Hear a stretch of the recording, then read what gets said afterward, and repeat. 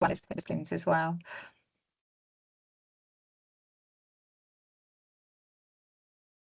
It's also really great that so much support is being offered for children, families, children, parents across these different disciplines. So that's how we embed access to early help, is through every pocket of service.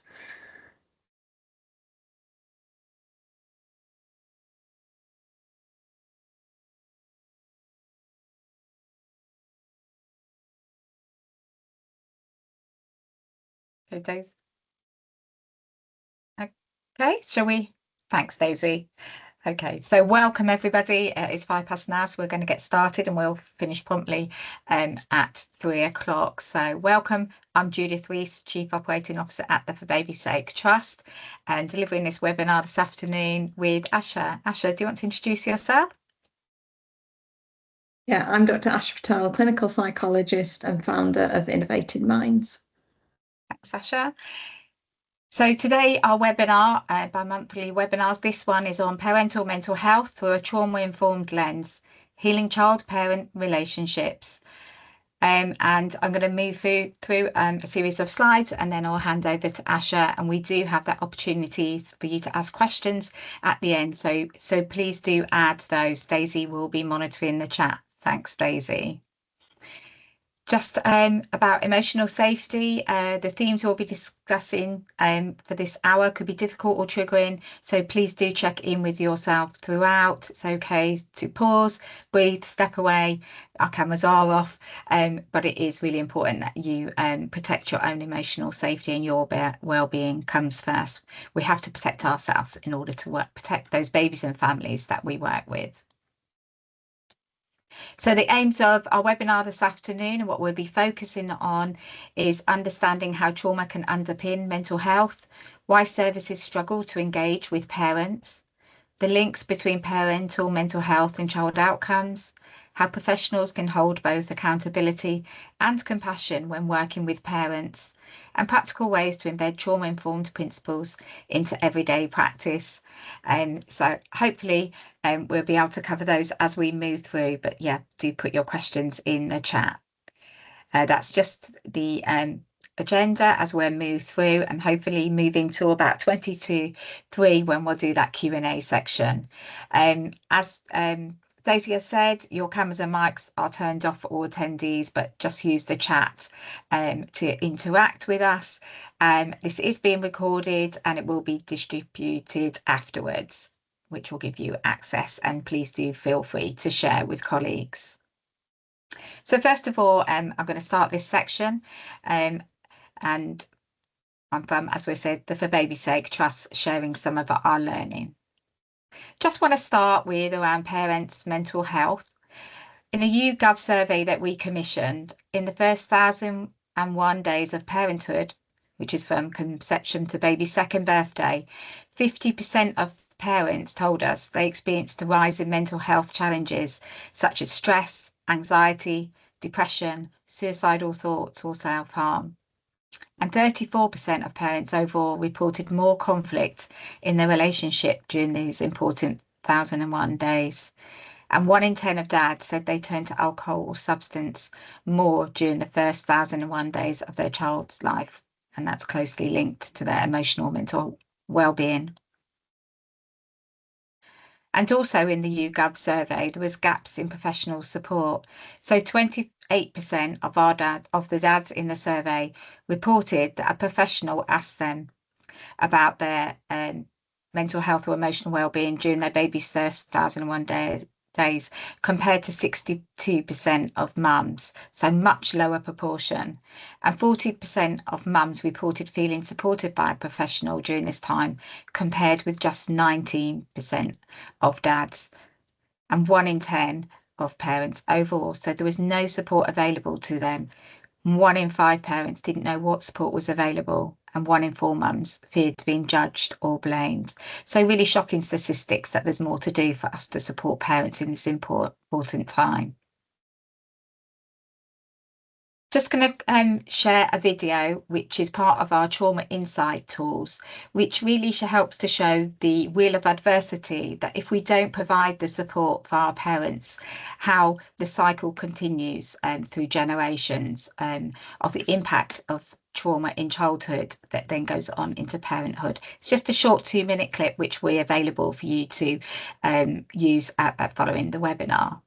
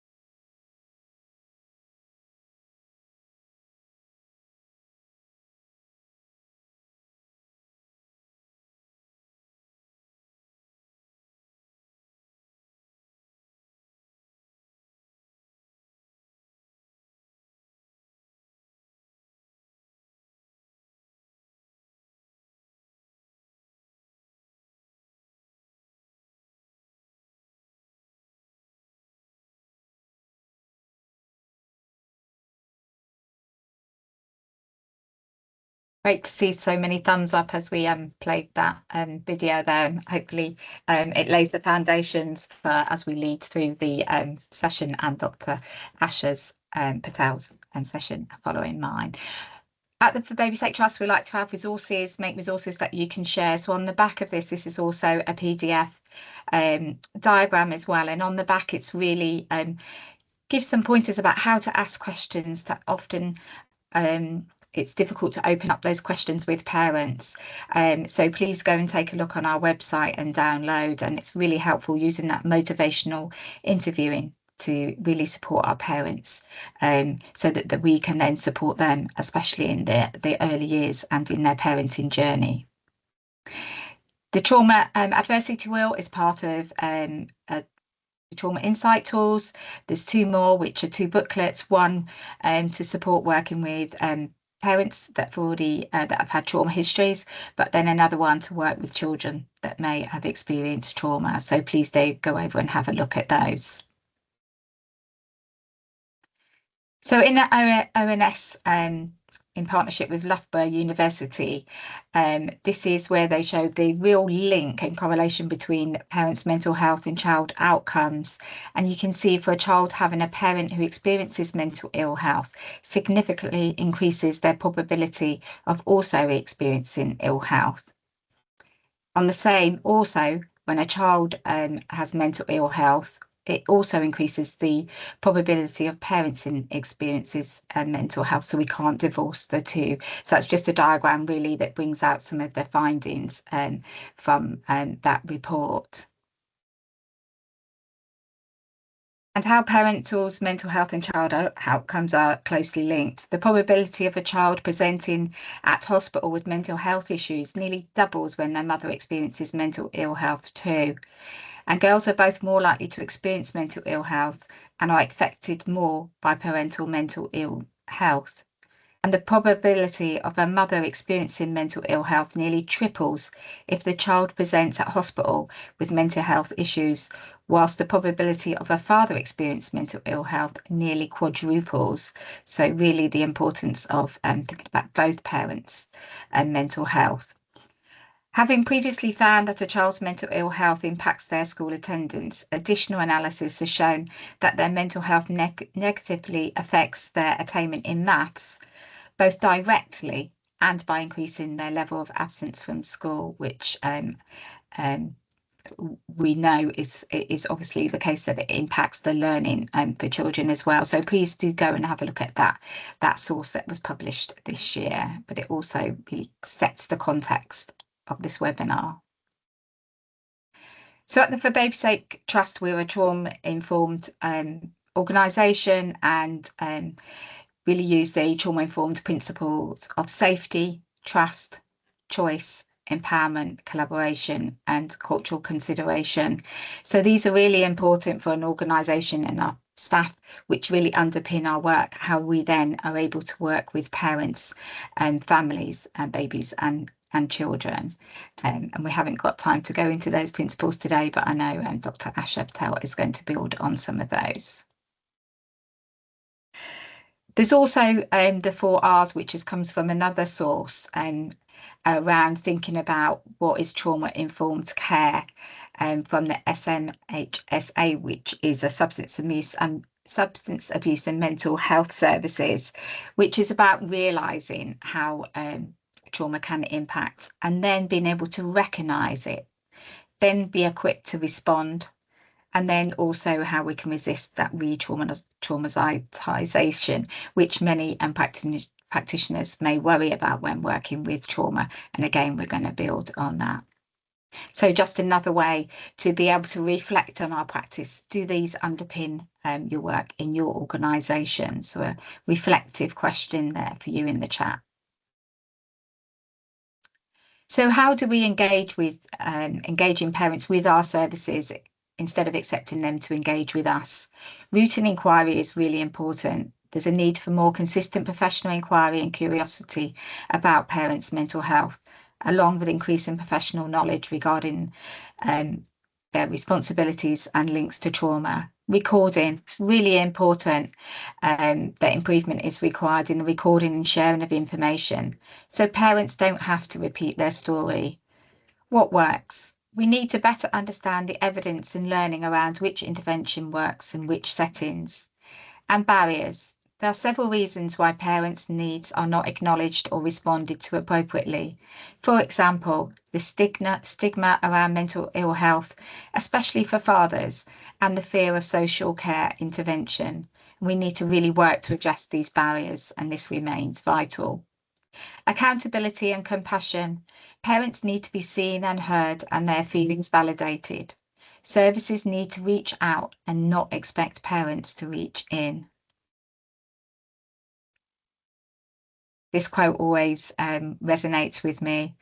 Trauma compromises our ability to engage with others by replacing patterns of connection with patterns of protection.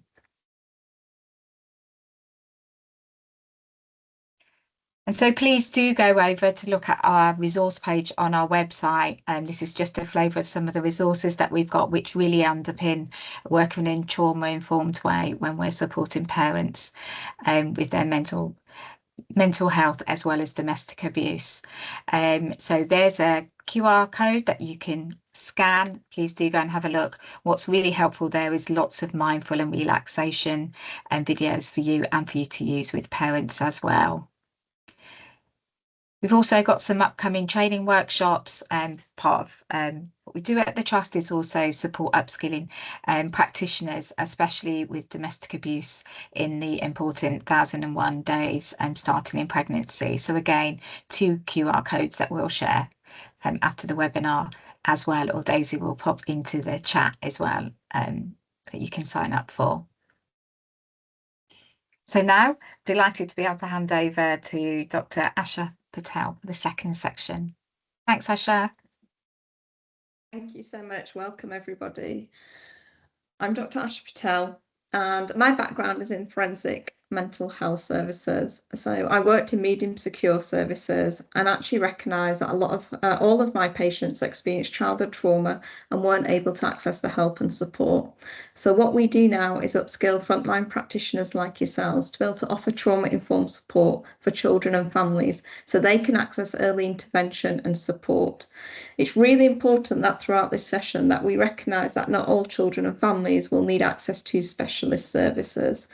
These are children and families that are experiencing trauma, and therefore the ways that they're presenting, the difficulties that they're experiencing are very much around trauma reactions. So we're shifting that narrative from focusing on behaviour to really being curious around what has happened to that individual, that young person, that parent, that they're responding in a way that their body, their nervous system is responding in a way that actually is affecting functioning. It might be affecting relationships. It might be affecting their child-parent relationship as well, but also their experiences of how they engage with you as a service.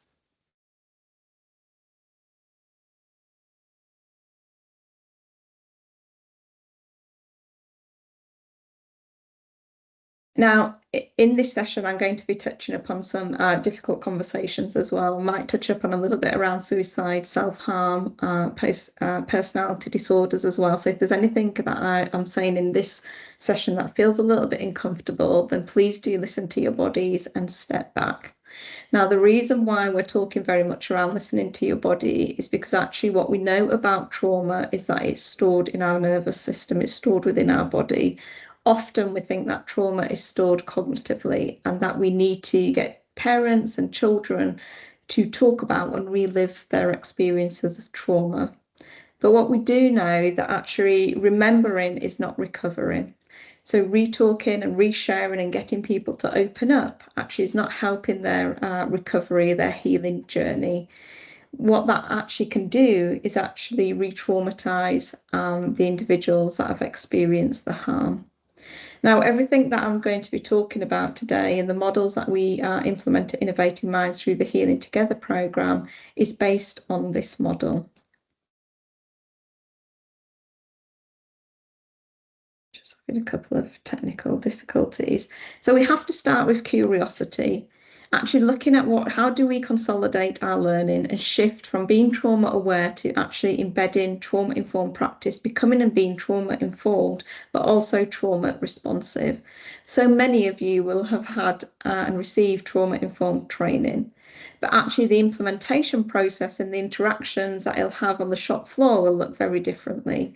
So we need to be more curious and more open to thinking, actually, how do we shift from being trauma aware to trauma informed and then trauma responsive? What we're also looking is around that action. It's really unfair to upskill frontline practitioners to be more trauma aware, but actually not provide the resources and the support to embed that into daily practice. Often what we find is that practitioners don't feel comfortable, they don't feel safe, they don't want to get it wrong, they don't want to use the wrong language, they don't want to say something that might cause additional harm. So the result of that, we don't do anything, or we continue to work the way that we're used to.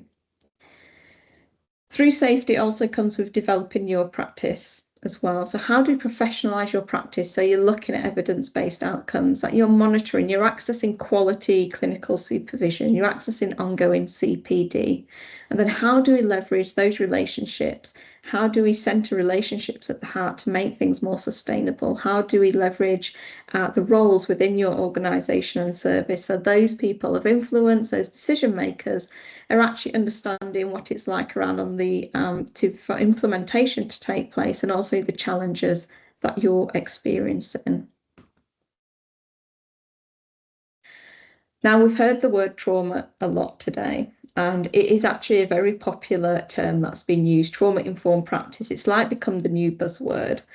But I want us to hold on to what do we actually mean by trauma? Because what we can start to do is start to put things into a hierarchy, that we say that different forms of abuse, or it might be domestic abuse or other forms of trauma, can start to become maybe more significant than others.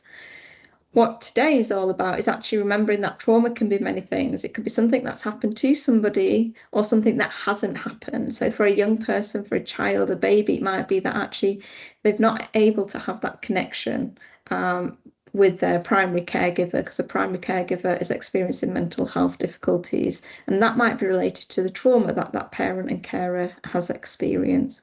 But it's always about their experience that defines their trauma. So when you're reading notes, when you're engaging with a parent, with a family, with a child, it's really about thinking, okay, what is it from their perspective? How have they experienced it? How has their body experienced it? That's actually led to them experiencing the difficulties that they are. Now, I spoke about trauma being stored as sensory memories. Often we can think about trauma being stored in the brain, in the mind. But if you think about it, our body is so much bigger than our brain. So our bodies are constantly scanning for information, cues of safety and cues of threat. Our babies are constantly scanning. Trauma survivors, our parents and our carers that have experienced maybe domestic abuse and other traumas, they'll be more hypervigilant. They might be even more in meerkat mode. So they're constantly scanning for perceived threat. And remember, it's perceived threat. So actually the experiences of trauma that they've experienced and what the child has experienced is stored within their nervous system. It's protect them for future occurrences. So when you're thinking about how do you engage and show up and what does that look like, how can you help? What we're really thinking about is how can they tap into your nervous system? Now, this is what we call co-regulation. How can they attune into your nervous system to help their nervous system to feel safe, calm, and regulated? What does that look like for you? Now, to be able to think about that, you have to be very much aware and attuned to your own nervous system. So this only works because you have to have an awareness. How are you feeling in that moment? How are you feeling around that baby, around that parent and carer? Because actually, if you're feeling dysregulated, or you're feeling dysregulated because actually your own trauma reactions are showing up, don't forget we are humans as well, then actually that will impact on you being able to work directly with that young person or that parent carer, and actually they'll sense it. So a lot of the time it's focused in on us. How are we showing up? How attuned are we to our own body? Too often we're too focused on doing to others and forgetting about ourselves. So we've all experienced our own traumas before. I haven't come across anybody that hasn't experienced some form of trauma.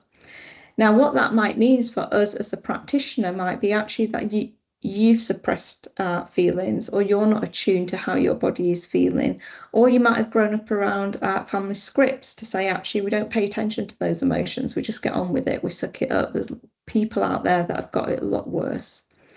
And therefore, we can start to neglect our own body. But remembering our traumas are stored as sensory memories, and therefore, when you're working with parents and carers and children, we're supporting them through body-based strategies to help them to process the trauma, because we know trauma isn't processed cognitively. Now, how does that show up in frontline work? Well, it might be that somebody's been triggered by something. So it might be the smell of burnt toast. It could be the front door banging. It could be quietness within the household. And not always people are aware of their own triggers. So they could be unconscious. They don't have that awareness. It could be significant times of the year. It might be milestones. It might be football matches, etc. So it's unrealistic to think that you're going to know everybody's triggers, or that they are aware of what's being triggered in their body because of the sensory experience that they're feeling.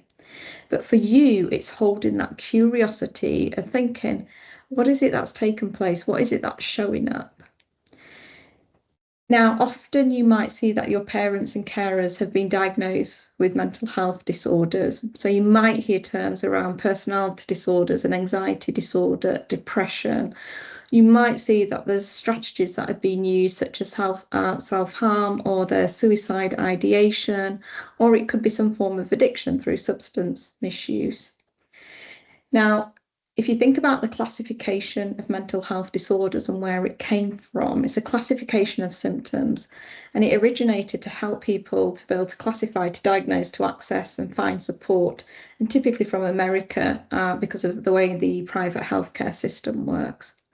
But if you look at these symptoms that are on the screen, you'll actually see they're very closely linked to things around post-traumatic stress disorder. But if you think about them from a trauma-informed lens, what we can actually see is these symptoms that are showing up, that are presenting, could be in response to the trauma that individual's experienced. So if you think about somebody that has been diagnosed with emotional personality disorder or borderline PD, that you might have heard it as, it's their nervous system that has learned that they need to quickly react quite quickly, and they react quite intensely to perceived threat. A result of that, they feel these emotional tsunamis, that the feelings of emotion is not quite regulated as we might feel anxious or angry. So this can look like that they're being sensitive to rejection. It could look like they're being manipulative. It could look like that actually they're feeling quite suicidal, or their mood's fluctuating, that they go from being quite high to quite low. But also what you might get on the flip side of that is the hypoarousal state. So the low state, the state of nervous system that's in shutdown. And that looks like around feeling numb, being quite slowed down, feeling quite helpless. So you're thinking about the people that you're working with, it's really also thinking about, okay, what state is their nervous system in? Is it hypoaroused? Is it hyperarousal?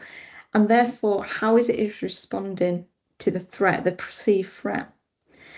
Now, the other thing that you might see is actually when they're with you, it doesn't present in this same way.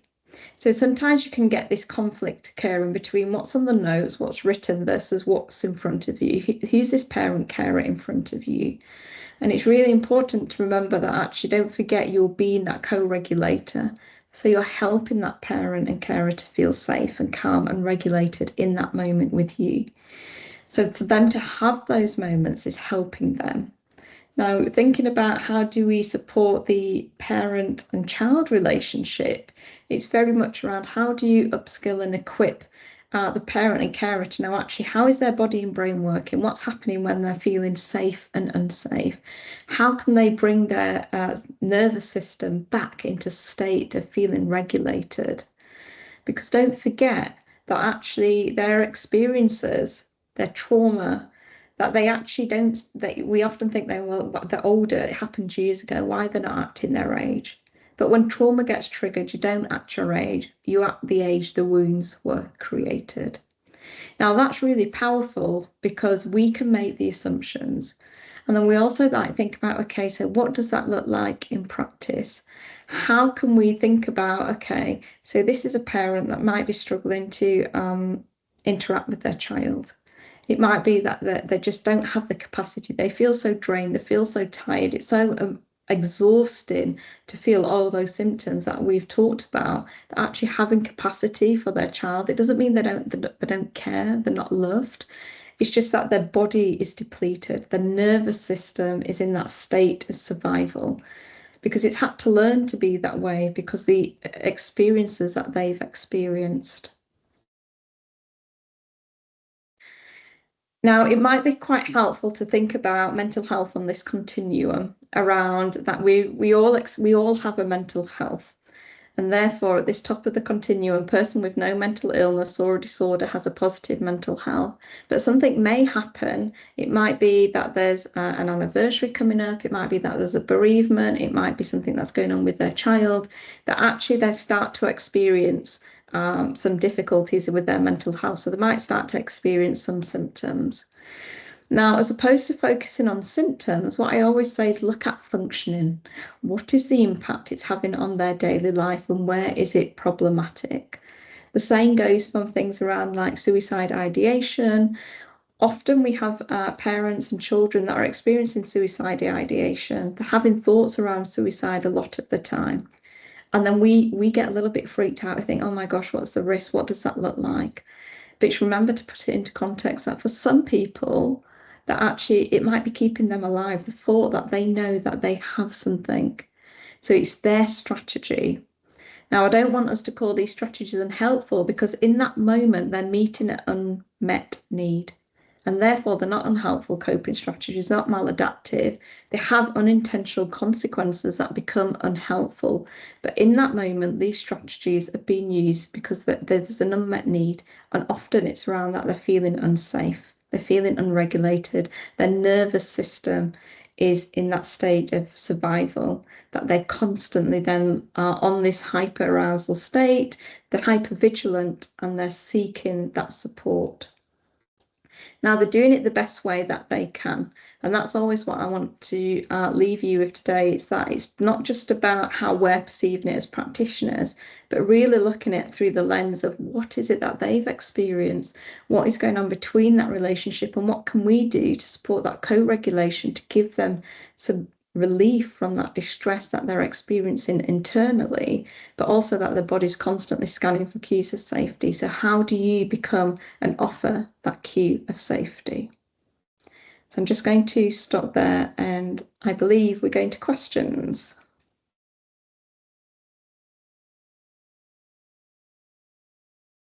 Oh, you're on mute. Thanks so much, Asha. Brilliant presentation there, and I'm sure we've got lots of questions in the chat, have we, Daisy? Yeah, we do. Thank you to everyone who's engaged in the chat. If you do want to put forward any more questions for our speakers, then do use the Q&A function, so we can make sure that they don't get lost. But I'm happy to jump into questions now if you two are ready. Great. Yes, great. So Helen has asked, how can we support staff / volunteer wellbeing to help them best support families, given that staff and volunteers may well have lived experience of trauma themselves? I'll take that, Asha. Yeah. So this is a great question. And I think this is around how do you start with training? So, and training that actually looks internally as opposed to general training. So you've got the trauma awareness around understanding trauma and its impact on the body and the brain. But then really offering that space internally to think, okay, how does that apply to me?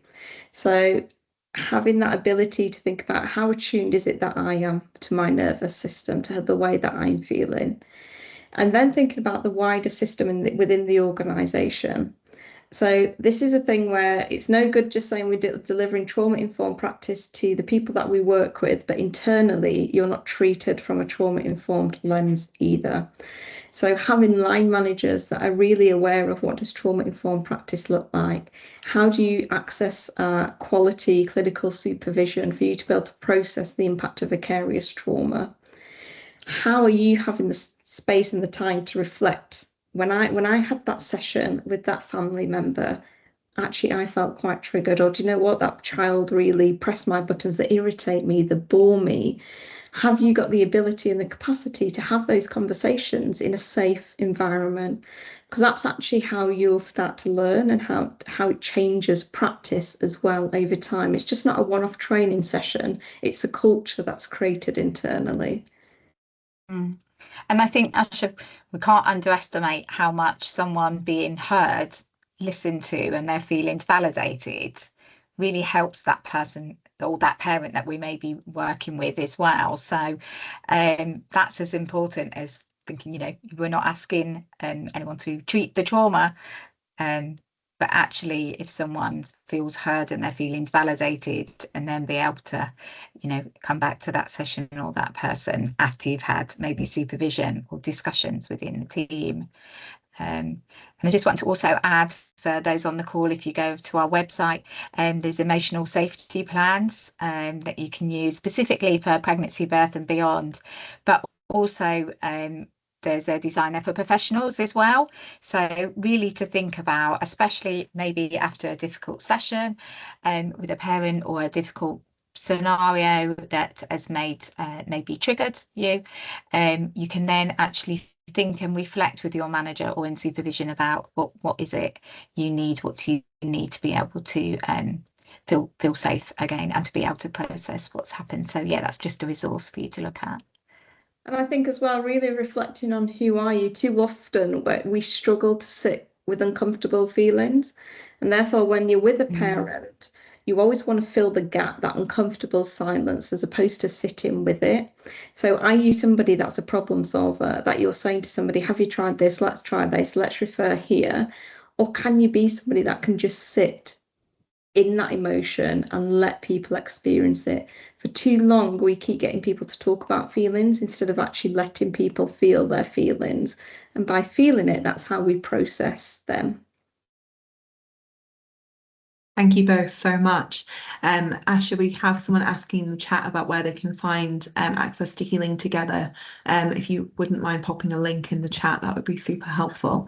And thank you, Annie, for reaching out about that. I'll hop back to the Q&A now. I've had quite a few questions come in, so I'll try and get through them as quickly as we can. Robin asked a few minutes ago, there is pressure to supplement trained practitioners with apps and AI. Is it possible for these digital services to deliver trauma-informed services? What should designers and practitioners be aware of? Yeah. Shall I take that, Judith? Yes, yeah. Yeah, so really interestingly, I've had lots of conversations recently around development of technology, and particularly because I'm an Innovate UK assessor, so I look at the new innovations that are coming in from technology.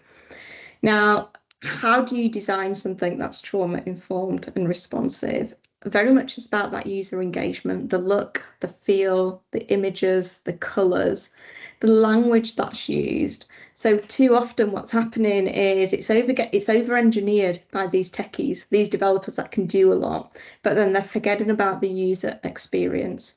So I think it can definitely supplement and support people. It can never replace that human connection. So we can't get away from that. What it can do is provide access to support and hold somebody in a space whilst they may be waiting, or they can access some self-help resources. But it's really to make sure that in the technology that they use, that the modalities that it's built on align with trauma-informed practice. So if you've got a modality around CBT, cognitive behaviour therapy, it doesn't truly align very well with trauma-informed practice and the neuroscience and relational-based approaches. And that's when you can see then there's a misalignment, and it really shows through. Also, if you're working in a setting that's heavily based on punitive, consequence-based approaches, rewards-based, so if your technology is rewarding people and this kind of carrot and stick approach, then it's not really trauma-informed or trauma-responsive. And therefore, that's when you start to see that actually it's misaligned. It's got all the buzzwords in it, but in practice, it doesn't work. And I think, yeah, just building on what can happen with some of the apps, though, it can start to break down some barriers, would you say, as well? I don't know if you see that, so that, it removes some of the shame and stigma about seeking the support in the first place. But like you said, just being able to hold, but then needing to lead on to that support. What do you think about that?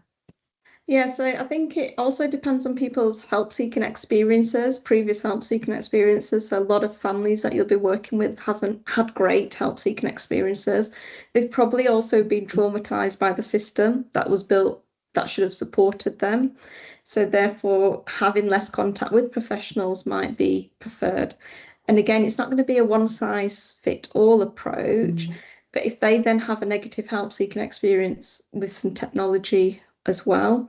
And what we know is so many people are also starting to chat GPT, use Claude, put in symptoms, and then it's coming up with things that are actually not right, that there's errors in what it's coming up with.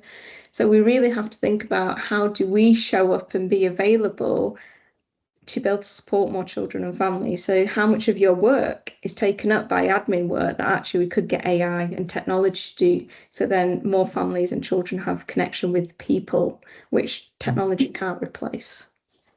Wouldn't that be great to remove some of the admin processes for many of us on the call? Absolutely. And it's possible, yeah. Thank you both. I'm going to flout my chronological questioning because I've had one with a few thumbs up and an upvote. So this is just a reminder for anyone lurking in the Q&A function that if you like the look of a question, if you click the arrow to upvote it, or if you put a heart or a thumbs up, I'm going to notice it a bit more quickly and I'll be able to put it forward to our speakers. So Claire has asked, and this is a popular question, there is a growing number of people recognizing their own childhood was traumatic and had ACEs. However, others who know no different and do not see the adversity they have faced and almost minimize it. Any tips for supporting parents to recognize their own childhood was not healthy in a trauma-informed way? You start, Asha. Yeah, so I think it's really importantly about treading carefully. It might be that actually unconsciously they're not aware of it, and therefore you really have to think about what is the need to try and get them to relive or make those connections. But what you could focus on is actually where is it getting at? Where is it showing up? How is it that they're feeling in their body? What is it that's taking place? How it's affecting relational health? So is it that actually there's mistrust going on, and therefore we think about mistrust? So instead of trying to do that thing that we used to do, is go back to it and find where's the source, where has it come from? Because that makes sense cognitively. We think, okay, this happened to you as a child and therefore X, Y, Z. So it's no wonder you're feeling this way or you're experiencing these difficulties. But actually that doesn't change the person's reaction to it and their response and how they're feeling about it in their body. So in a trauma-informed way, you'd be okay with not knowing, or that parent carer not being able to identify that they've experienced childhood trauma that is still showing up now. What you would be doing is supporting that parent and carer to feel safe, understanding that actually when their body is feeling unsafe, when they're feeling dysregulated, it's sending messages up to their brain and it's flicking them into safety survival mode. And a response to being in safety survival mode, that they might struggle to then be able to attune and engage with their child. It might be they find it really difficult to do some more cognitive based tasks around perspective taking and planning and sequencing. So it feels very overwhelming for them. So that's what you would do. You wouldn't be so focused on what is it that's happening. Too often it's us that are curious and we want to find out the nitty-gritties, but actually we don't need people to relive and acknowledge their trauma to still be able to work with them. And at the Baby's Sake Trust, when we deliver the programme, it's the power of video about getting some messages across. Just when you were talking there, Asha, I was thinking about the circle of security and the shark music video as well. I don't know if we can pop that in the resource as well, but it helps parents to think, oh yeah, that's what's happening for me. So it's just talking about where they might be triggered by their child crying or some behavior that then is then taking them back to their own experiences. So yeah, power video as well about getting some of those message about what might be happening is also useful. Thank you both. I will try and dig out that shark music video in a second and pop it in the chat. Right, another popular... Oh. What happened? That was me trying to dig away behind the scenes on YouTube to find the shark music video and accidentally playing the old one. Okay, Lindsay has asked, hi, are there specific strategies for use with children who may have been exposed to trauma? Yeah, so I'm going to take some strategies out of the Healing Together programme. So the Healing Together programme is very much around supporting children to learn about their body and brain. How is it feeling and what's happening when they're feeling unsafe, when they're feeling dysregulated. Now, the strategies that we kind of are using with them is body-based strategies, discrete body-based strategies. Now, you've heard a lot around mindfulness taking place, but for some young people, for some adults as well, mindfulness actually can, it might trigger something around dissociation taking place. And you're asking somebody to sit with their current thoughts, which may be distressing for a long period for them to experience. But also you might know as a practitioner if that individual has experiencing dissociation in that mindfulness activity. So using body-based discrete strategies mean that they'll always have them with them. So things like the breath, of taking in those deep breaths and sending it down as far as they can, because they'll always have their breath with them.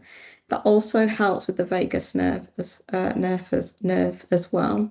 You've also got things around progressive muscle relaxation, so clenching, whether that's the fists, whether that's the thighs, whether it's the toes, rocking backwards and forwards, or swaying. We see children do this and we ask them to stop, particularly in schools. We see it as disruptive, but really thinking about it, a lens of actually that they're regulating, they're soothing their nervous system so they can be in a place to feel safe. When you look at things around mindfulness, colouring, etc., and we might call them distraction techniques, just think about how invalidating that is, that we're saying, do you know what, we're going to distract you from your feelings, from your emotions, from that intensity that you're feeling, and here's an activity to do to distract yourself from that. What those tools are actually doing is helping them regulate, they're more soothing, more calming, regulating tools. So just changing the language can help with that, and introducing those tools. What I'd always say as well is let them know that it's like a buffet. Here's some strategies, here's some different techniques, but do what feels right for you. So when you're setting it up, always do it as an opt-in based approach, and always ask them to pay attention to how their body is feeling. If it's feeling uncomfortable at any point, it's okay to opt out. Thank you, Daisy. Yeah, no worries at all. Thank you everyone for upvoting and thumbs up in questions. Please do continue so it can help me to filter. The next most popular question is from Isabel, who asks, if trauma is stored in our nervous system and remembering isn't recovering, then how effective would you say traditional counselling services are for those with trauma? It's definitely yours, Asha. So yeah, when you look at the research, I'm presenting at the Trauma Conference in Oxford. It's the largest trauma conference worldwide. You look at all the Gabor Mate, Dr. Bessel van der Kolk, they talk around actually talking about it is not enough for recovery and for healing. So remembering it and reliving it. So it's what I call it, it's nice to have because it's nice to be heard. But then how do we get to a position that trauma is being processed? And that doesn't happen cognitively. So we're still using where we feel like you have to have counselling, you have to have talking therapy to be able to access that specialist support. But the research is demonstrating more and more often that actually things like CBT are not actually supporting people that have experienced trauma. Because if you think about traditional talking-based approaches, it can be whether it's person-led or whether it's CBT-based or other modalities, but they still require you to have be switched on from a cognitive basis. So if you think about Dr. Dan Siegel's hand-brain model, for you to be able to access talking therapy, you're usually in a place of feeling safe, calm, and regulated. So your thinking part of the brain is online. But the moment that actually this young person or this parent and carer is feeling dysregulated, their thinking part of the brain is switched offline anyway. So therefore, they can't access all the strategies and the resources that they have when they're in talking therapy. So when I was working on the wards, a lot of my patients, always either I'm regulating them, helping them to feel calm and regulated. But when it was Friday afternoon or the weekend and they're feeling dysregulated, I'm not there to be able to offer that support and go through the talking therapy. So what I say is actually why it's important to upskill you as frontline practitioners, because actually you could be more efficient. You can support people from an earlier perspective to minimize the impact of them needing counselling in the future. And ideally what we've seen is you can have the bigger impact than I could do as a clinician. And that's why I don't offer therapy. It's because how long it can take and whether it works or not is quite questionable as well. But people typically engage with it because we keep telling people that this is what you need, and we stick families and stick children on waiting lists. And then when waiting lists don't occur, we stick them on another waiting list and say you've got ADHD, you've got autism, there's some neurodiversity showing up. But we've neglected to think about the trauma and how trauma reactions are showing up. Thanks, Asha. Judith, did you want to add anything, or shall I move on to the next question? No, you can move on. Yep, that's brilliant. Thanks, Amazing. Asha. Smita has asked, can caring for a baby re-trigger implicit memories from when they were parented?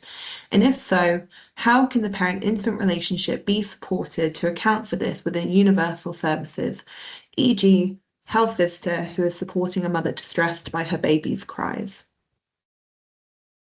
Yeah, I can just come in and then actually you can probably build from there, but just from a more practical, this as a health visitor, my background's in health visiting as well, but many health visitors are now trained using and supporting some of the tools around the newborn behavioural observation, and also the power of using the video interaction guidance for those that are trained in it to be able to support the parent in that space. They're so valuable for the parent, often thinks that their baby doesn't love them, but so by seeing and using things like video interaction guidance can really help practitioners like health visitors to be able to support their parent, to be able to see that that's not their baby, that's them when they're a baby. But I'll let Asha come in with some of the. Do you have another lens on that as well? Not another lens, but yeah, absolutely. science. So I think as well as thinking about when that mum is feeling distress, that they're recognizing that they're feeling that way, so they can take a moment to come out of that state of distress. So there's that recognition, that's awareness. So actually, the health visitor can support that parent to think about what does that distress feel like when it's happening, or the build up to it. And the easiest way to start with this is about paying attention to the body, because we're so used to paying attention to our body because of physical health needs. Then actually really getting people to map out that when this happens, or when I'm anticipating that baby's going to be crying because it's hungry, or the certain times, or might be certain cries that can be triggering in terms of the noise. What does that feel like internally? So they can bring that some awareness to it to be able to know, actually, I need to take a breath, or I need to go here, I need to do this, and this works for me. So recognizing it as actually, and laying it on the table in the sense that, okay, this is happening, but how can we support you to feel regulated, so then that baby is met with a parent and carer that's feeling more safe, calm and regulated. Because if a parent's interacting with that child whilst they're feeling distressed, it's only going to distress the baby more. And that screams and those cries is going to keep continuing. So you get this vicious cycle taking place. Yeah, and really important for dads as well, so that that dads are supported in that early perinatal space as well, to be able to say how they're feeling without that shame or stigma, so they can get the support that they need, so that the baby then gets the support it needs from its parents. Thank you both. I'm going to try and squeeze in a couple more questions that we can wrap up. This has been upvoted a couple times and it's quite practical, it's a specific case. So Justine has asked, if this is happening to a baby in family contact, for example, baby has learned over its short 7 months to stop crying, stop babbling, and to avoid eye contact with birth parent, what/how do we protect the child? Birth parent has had all the support possible but doesn't engage and doesn't speak to child, shows no affection. What other strategies could be put in place? Do you want to come in first, Asha? Yeah, I can do. So I guess this would be looking at your safeguarding strategy for this baby, because the baby's doing what it can to communicate. So we have different survival responses. So you will have known around the fight, freeze response, and we've got the befriend response as well. But actually, if you're observing that during contact that baby's gone into shut down, it might be disassociation as well that's taking place, then that's definitely thinking around safeguarding for that baby.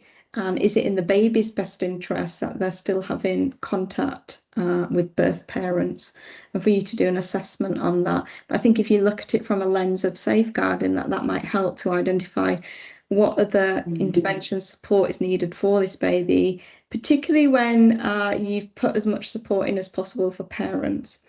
Now, I've seen the word engage flying around a few times. I'm just going to take this moment to take the opportunity to say, what does engage look like? We have this perceived kind of definition, or what does it look like? How does it show up? But the fact that maybe somebody's still attending, somebody's still picking up your calls, that might be engagement as well. So really question what you mean by engagement too. Judith, is there anything you want to add? Yeah, no, just in terms of, the safeguarding, presumably if it's in contact, then the baby's in foster care as well. But it is really being able to feed back what's been recognised, how the baby is communicating. So, so that is fed back. So it is in the best interest for that baby. Yeah, really hearing what that baby's saying, always trying to tell professionals. Yeah. Thank you both. What do you think? Appetite for one more question, or shall we wrap up?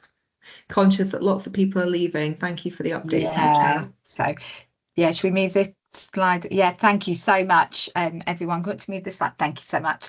Thank you so much, everyone. It's 14:59. Great timing and some fantastic questions. Hopefully that really built on the fantastic presentation. Thank you, Dr. Asha Patel. And I'm sure there's going to be lots more questions as well, and reflections following this. So please do reach out to both us at the For Baby's Sake Trust and at Innovating Minds if you want to find out more about the Healing Together programme.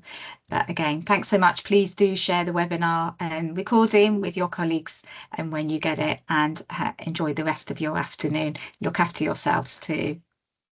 Asha, anything to close? Yeah, no, if you are interested in more content, then do follow me on LinkedIn. That's where I typically hang around. So yeah, we've got, I thought we saw a hand up, but no. Yeah, I think it's when people are doing emojis. Thanks for all the thumbs up, and please do take it into your practice. I'm sure you've taken away some tools and strategies. It's been great being with you this afternoon. Great, thank you everyone. What I'll do is I'll export the questions from the Q&A and we can have a look between the three of us and see what we can send over as written answers. As mentioned, you'll be getting the recording sent to you, and do scan the QR code to sign up to the next webinar from the For Baby's Sake Trust. We'll be collaborating with Advocacy After Fatal Domestic Abuse to have a discussion around domestic abuse interventions and approaches to domestic abuse. Thank you so much. Thank you, Judith. Thank you, Asha. It's been a brilliant session.